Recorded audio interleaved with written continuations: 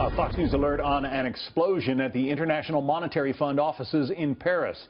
French police say it was a letter bomb, and one person is slightly injured. Benjamin Hall is following this breaking story live from our London bureau. Benjamin.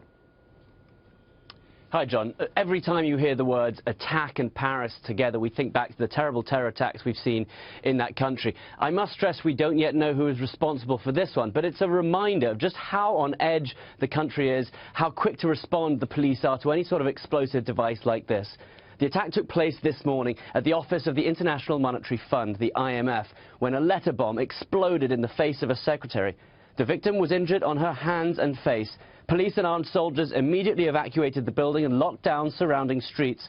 They have now confirmed that the package was sent by post and the explosion was probably caused by a homemade device. They're also saying that there had been telephone threats at the IMF over the last few days, but it's not clear if they are connected. One possible connection, though, is that the German finance minister received a similar parcel bomb just yesterday. That was claimed by a far-left Greek organization opposed to austerity, so police are very much looking at that connection there. But this was not the only attack in France today. Further south, near the city of Nice, in a place called Grasse, there was a shooting at a high school, which left 8 injured.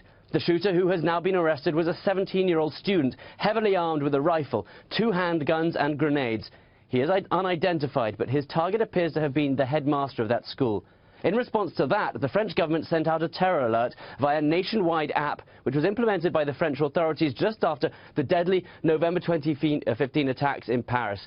And all these attacks come just 6 weeks before the French hold elections, and it's widely accepted that any attacks like this will push voters further to the right. So that could have a big impact, not only on France, but across Europe.